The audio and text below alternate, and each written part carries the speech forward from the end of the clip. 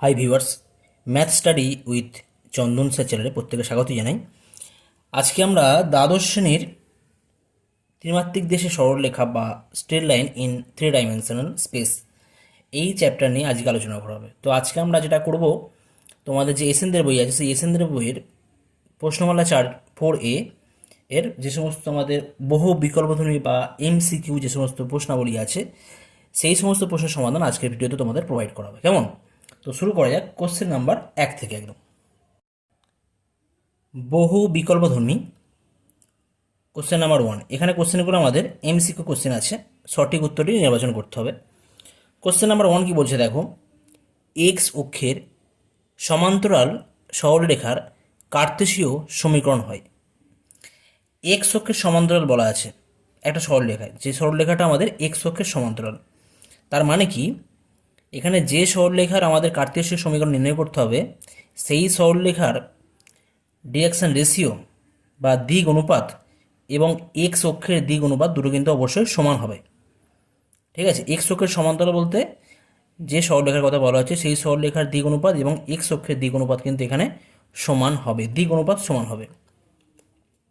তো এখানে দেখে নিই আমরা প্রথম যে সরলরেখা আছে তার দিক অনুপাত কী আছে। আচ্ছা, তার আগে আমরা দেখে নিই এক্স অক্ষের দিক অনুপাত কী হয়। এক্স অক্ষের দিক অনুপাত তোমরা জানো, এক্স অক্ষের দিক অনুপাত হয় 1,0,0। এক্স অক্ষের দ্বিগুণ অনুপাত কিন্তু এইগুলো আমাদের হয়, কারণ এক্স অক্ষ নিজের সাথে আমাদের 0 গুণ করে থাকে, তাহলে cos 0 1 হয়ে যায়। ওয়াই অক্ষের সাথে 90 ডিগ্রি অর্থাৎ cos 90 0, এবং জেড অক্ষের সাথে 90 ডিগ্রি অর্থাৎ cos 90 0। সেক্ষেত্রে আমাদের এক্স অক্ষের দিক অনুপাতগুলো হয় 1,0,0। ওই হিসেবে আমরা নির্ণয় করে থাকি। আর এখানে আমাদের এই যে প্রথম যে সরলরেখা দেওয়া আছে তার দিক অনুপাত কী আছে, 0,a,a। যেহেতু a নট ইকুয়াল টু 0, তার অর্থ কি, যদি আমি এ দিয়ে ভাগ করি প্রত্যেকটা টার্মকে তাহলে 0,1,1 হবে। অর্থাৎ এই যে সরলরেখা দেওয়া আছে তার দিক অনুপাত কিন্তু এখানে 0,1,1। অর্থাৎ এটা এটা এটা কিন্তু আলাদা আলাদা, তাহলে কিন্তু অপশান এ এখানে হবে না। অপশান বি যেটা আছে দেখো, এখানে যে সরলরেখার কথা বলা আছে তার দিক অনুপাত আছে a,0,0, a,0,0। যেহেতু a নট ইকুয়াল টু 0, তাহলে আমরা এই প্রত্যেকটা মানকে আমরা এ দিয়ে ভাগ করতে পারি। এ দিয়ে ভাগ করলে এ কে এ দিয়ে ভাগ করলে কত হবে, 1 হবে। 0কে এ দিয়ে ভাগ করলে 0 হবে, 0কে এ দিয়ে ভাগ করলে 0 হবে। তাহলে আমরা দেখতে পাচ্ছি যে অপশান বি এ যে সরলরেখার কথা বলা আছে এখানে এই সরলরেখার দিক অনুপাত কিন্তু 1,0,0 হয়ে যাচ্ছে। অর্থাৎ এই এক্স অক্ষের দিক অনুপাতের সাথে এই দ্বিতীয় যে সরলরেখা আছে সেই সরলরেখার দিক অনুপাত সমান হয়ে যাচ্ছে। তাহলে আমরা এখান থেকে বলতে পারি যে এই সরলরেখা হবে আমাদের এক্স অক্ষের সমান্তরাল সরলরেখার কার্তেশীয় সমীকরণ। অর্থাৎ এখানে কিন্তু আমাদের অপশান বি সঠিক অ্যান্সার হয়ে যাচ্ছে। এখানে আমাদের অপশান বি সঠিক অ্যান্সার হয়ে যাচ্ছে। কেমন? বাকিগুলো তোমরা ট্রাই করতে পারো। এখানে তোমরা 0,1,0 পাবে, এখানে তোমরা 0,0,1 পাবে, তো এগুলো তো হবেই না। অপশান বি এখানে সঠিক অ্যান্সার। নেক্সট আসছি কোশ্চেন নাম্বার 2। কোশ্চেন নাম্বার 2 কি দেওয়া আছে দেখো, আলফা ভেক্টর অবস্থান ভেক্টর বিশিষ্ট বিন্দুগামী যে সরলরেখা ভেক্টর বিটা বা এত ভেক্টরের সমান্তরাল তার ভেক্টর সমীকরণ কী হয়। তো আমরা জানি কোনো ভেক্টর বা সরলরেখা যদি এ ভেক্টর এই বিন্দুগামী হয়, এ বিন্দুগামী হয় যার অবস্থান ভেক্টর এ ভেক্টর, এবং আরও একটা ভেক্টরের সমান্তরাল যদি হয়, যদি বি ভেক্টরের সমান্তরাল হয়ে যায়, তখন সেই সরলরেখা বা ভেক্টরের সমীকরণকে আমরা কী লিখতাম, আর vector equal to a vector plus t b vector. এটা আমাদের ফর্মুলা ছিল, যেখানে টি একটা স্কেলার প্যারামিটার। তো এখানে কিন্তু আমাদের এখানে আমাদের যে ভেক্টরের কথা বলা হচ্ছে সেই ভেক্টর কিন্তু এখানে এ ভেক্টরের বদলে আলফা ভেক্টর বা আলফা অবস্থান ভেক্টর বিশিষ্ট একটা বিন্দুগামী রয়েছে। অর্থাৎ এ ভেক্টরের জায়গায় এখানে আলফা বসবে, এবং এখানে এখানে আমাদের ফর্মুলাই ছিল এই যে নিম্ন সরলরেখা বি ভেক্টরের সমান্তরাল। তো এখানে আমাদের বিটা ভেক্টরের কথা বলা আছে, অর্থাৎ বিটা ভেক্টরের সমান্তরাল, তাহলে এখানে বি ভেক্টরের জায়গায় বিটা ভেক্টর বসবে। অর্থাৎ আমাদের অ্যান্সার হয়ে যাবে vector r equal to vector alpha plus t times vector beta.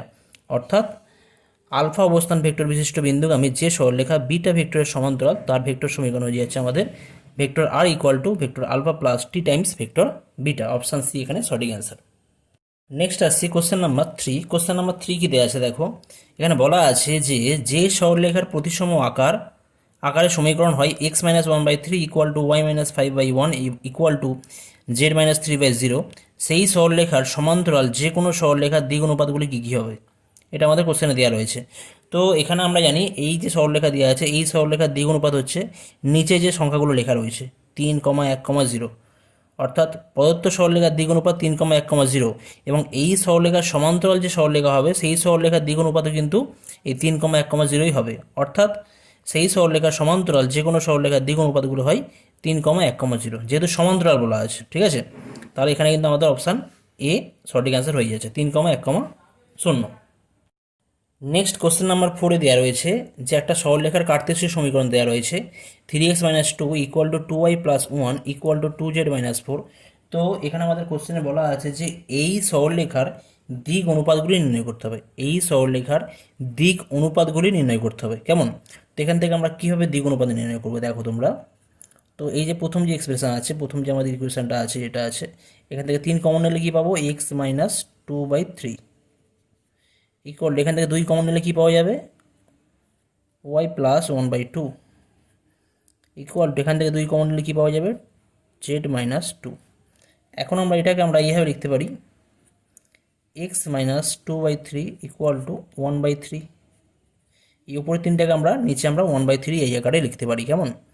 আর উপরে কত হবে, y + ½ ডিভাইড বাই নিচে আমরা 1/2 লিখতে পারি ইকুয়াল টু এখানে আমরা z - 2/1/2 লিখতে পারি। তো এটা হয়ে যাচ্ছে আমাদের সরলরেখার কার্তেশীয় সমীকরণ। এটা কিন্তু আমাদের প্রতিসম আকার বা প্যারামিটার, আমাদের প্রতিসম আকারে বলবো আমরা, সিমেট্রিক আকার বা প্রতিসম আকার। তো এখানে আমাদের যে নিচে যে টার্মগুলো থাকে এগুলোকে আমরা কী বলে থাকি, দিক অনুপাত বলে থাকি। তাহলে এই সরলরেখার দিক অনুপাত কী হবে, 1/3, 1/2, 1/2। তাহলে আমাদের এখানে যে সমস্ত অপশানগুলো দেওয়া রয়েছে তার মধ্যে কিন্তু এখানে অপশান সি এখানে সঠিক অ্যান্সার হয়ে যাচ্ছে। নেক্সট আসছি কোশ্চেন নাম্বার 5। এখানে কি বলা আছে, 1,2,3 ও 4,0,6 বিন্দু দ্বয়গামী সরলরেখার সমীকরণ নির্ণয় করতে হবে। তো এত বিন্দু দ্বয়গামী সরলরেখার সমীকরণ আমরা দুভাবে নির্ণয় করতে পারি, আমি দুটোই দেখাচ্ছি। তো এখানে আমাদের যে অপশানগুলো দেওয়া রয়েছে অ্যান্সারে, সেখানে কিন্তু আমাদের সিমেট্রিক আকারে বা প্রতিসম আকারে দেওয়া রয়েছে। তো আমরা প্রতিসম আকারে এখানে কিন্তু সরলরেখার সমীকরণ নির্ণয় করব।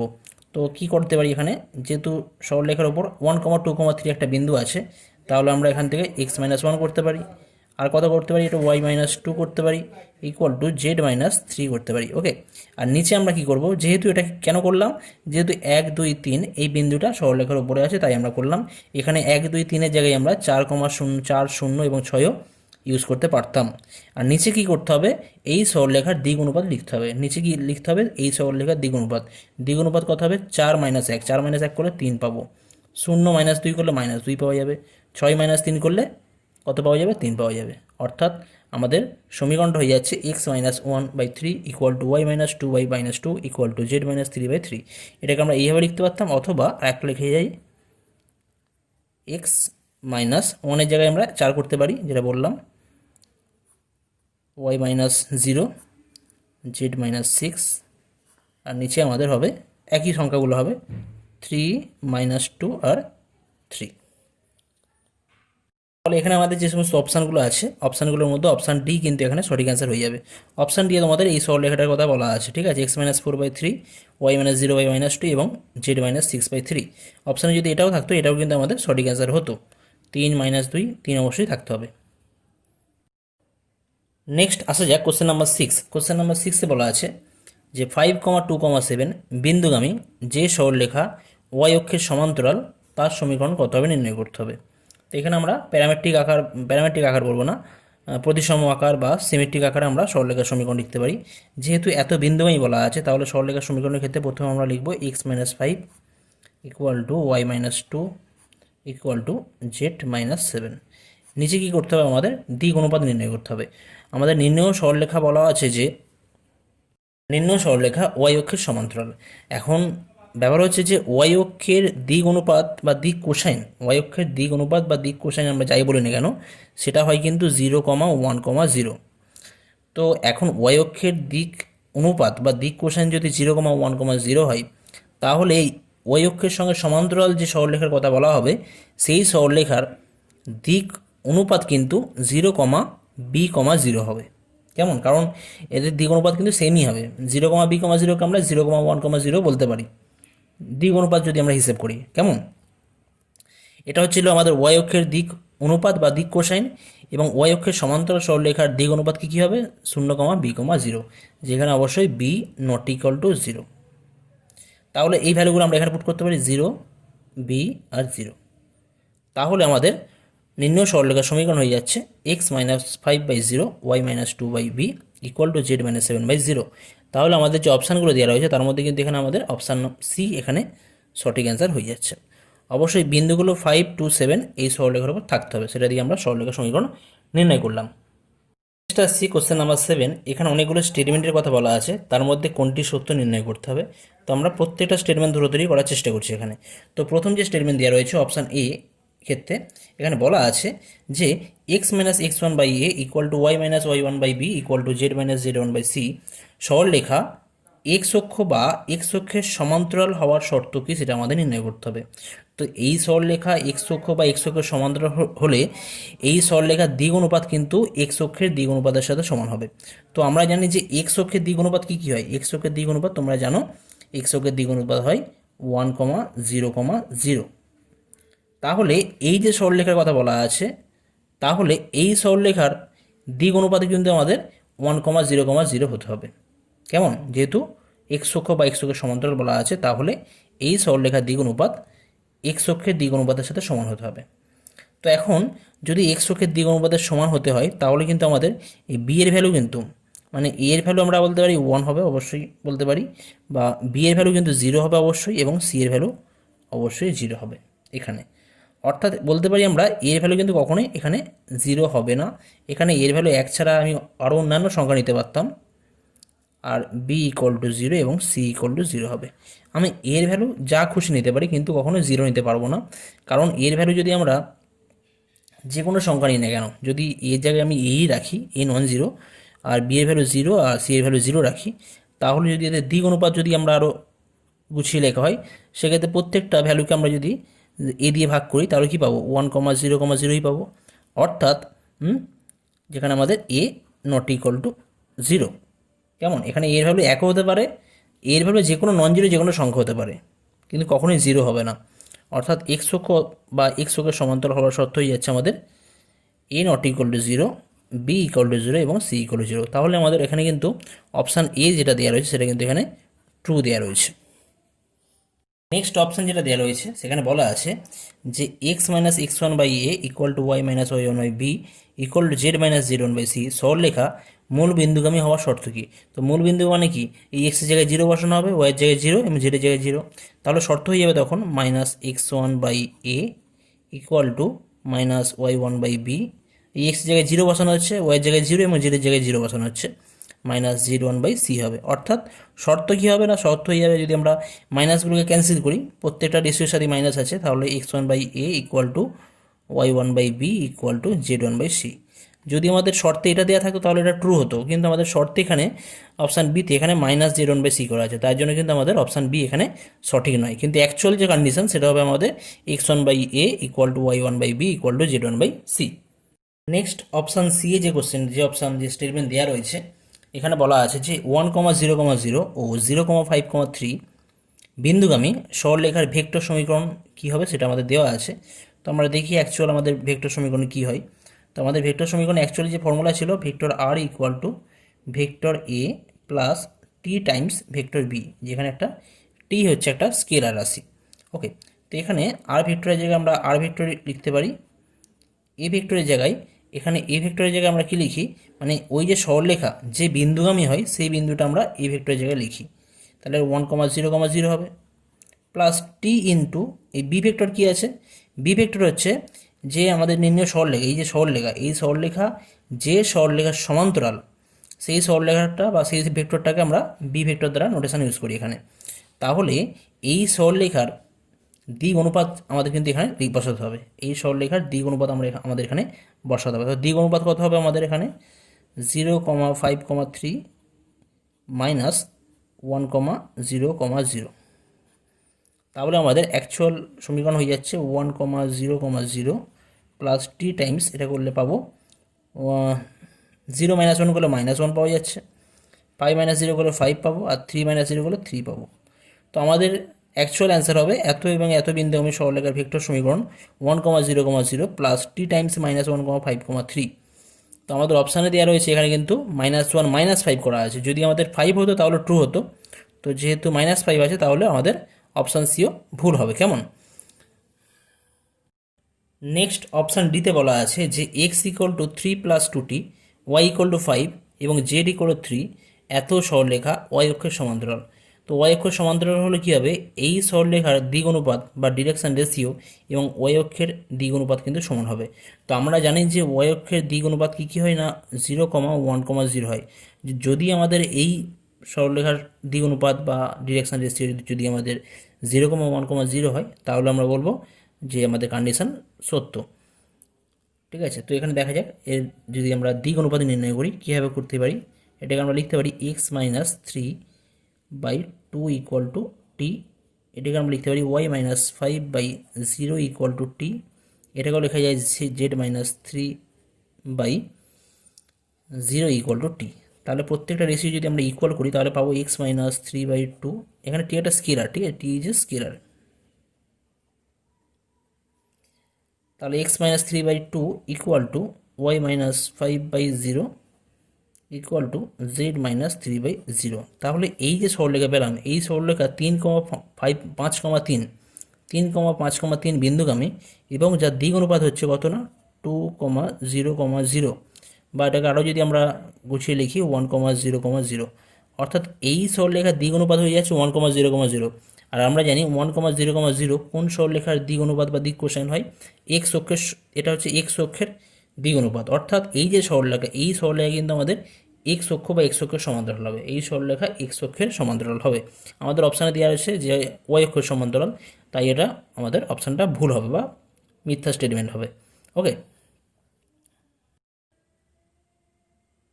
নেক্সট কোশ্চেন নাম্বার 8 দেওয়া আছে P 1,2,3, Q 4,5,6 এবং R 7,8,9 তিনটি বিন্দু যদি সমরেখ হয়, একই সরলরেখায় থাকে, তাহলে কিউ বিন্দু এই পিআর রেখাকে বা পিআর সরলরেখাকে কী অনুপাতে ছেদ করবে সেটা নির্ণয় করতে হবে। একটা পরিষ্কার যে পি এবং আর, পিআর সরলরেখার মধ্যবিন্দু স্থানাঙ্ক কত হবে। যদি আমরা ভালো করে দেখি, পিআর সরলরেখার মধ্যবিন্দু স্থানাঙ্ক কত হবে, সিম্পল এখানে পিআর সরলরেখার মধ্যবিন্দু স্থানাঙ্ক 1+7/2 বলা হবে, কমা 2+8/2 কমা 3+9/2।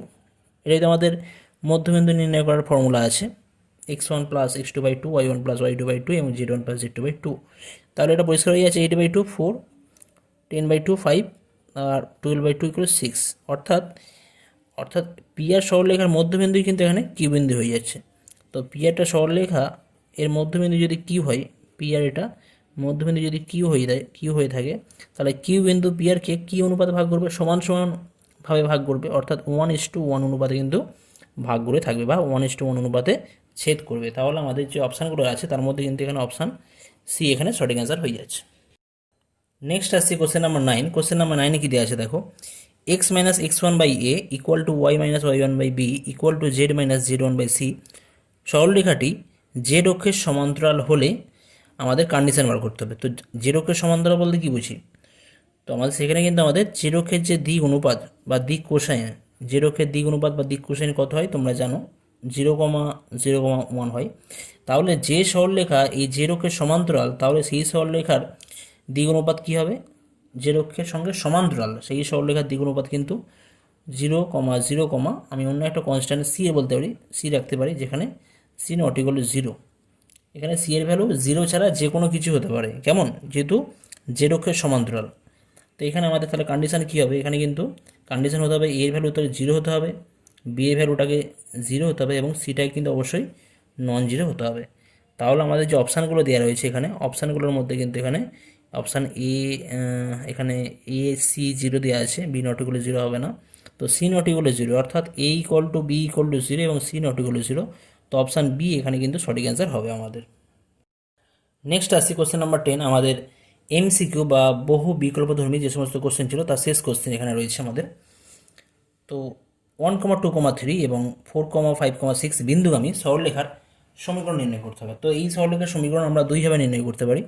যদি সরলরেখার ক্ষেত্রে আমরা 1,2,3 বিন্দুটাকে নিই, সেক্ষেত্রে সরলরেখার সমীকরণ হবে x-1 equal to y-2 equal to z-3। আর আমরা নিচে কি লিখব, এই সরলরেখার দিক অনুপাত। তো এই সরলরেখার দিক অনুপাত আমরা কী করে নির্ণয় করি, আমরা এর আগেও বহুবার করেছি।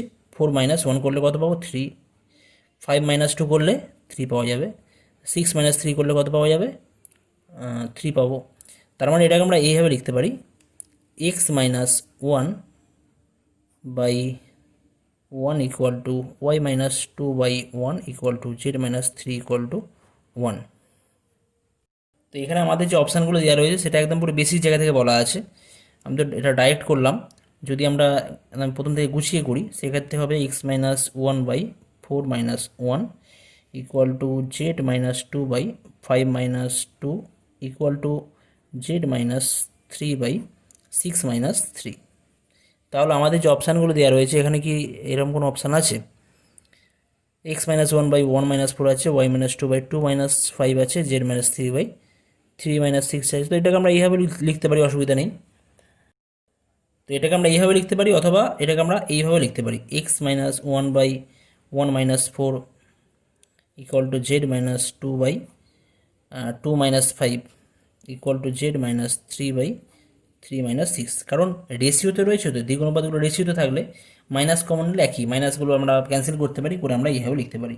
তো এখানে আমাদের যে অপশানগুলো দেওয়া রয়েছে তার মধ্যে অপশান এ এখানে সঠিক অ্যান্সার হবে। এটা আমরা করলাম 1,2,3 বিন্দুর সাপেক্ষে। যদি আমরা 4,5,6 বিন্দুর সাপেক্ষে বার করতাম, সেক্ষেত্রে আমাদের সমীকরণ হতো x-4 বাই বার করতাম y-5 by equal to z-6 by করতাম। তো এখানে আমাদের দ্বিগুণপাত আমরা আগের মতনই করতাম, 4-1 বা 1-4 যে কোনো কিছু একটা করতে পারতাম, অসুবিধা নেই। তো এটা যদি আমরা 1-4 করতে পারি, 1-4 2-5, দ্বিগুণপাত তো সেম হবে 3-6। তো যদি আমাদের অপশানে এই অপশানটা দেওয়া থাকতো, এটাও কিন্তু আমাদের সঠিক অ্যান্সার হতো।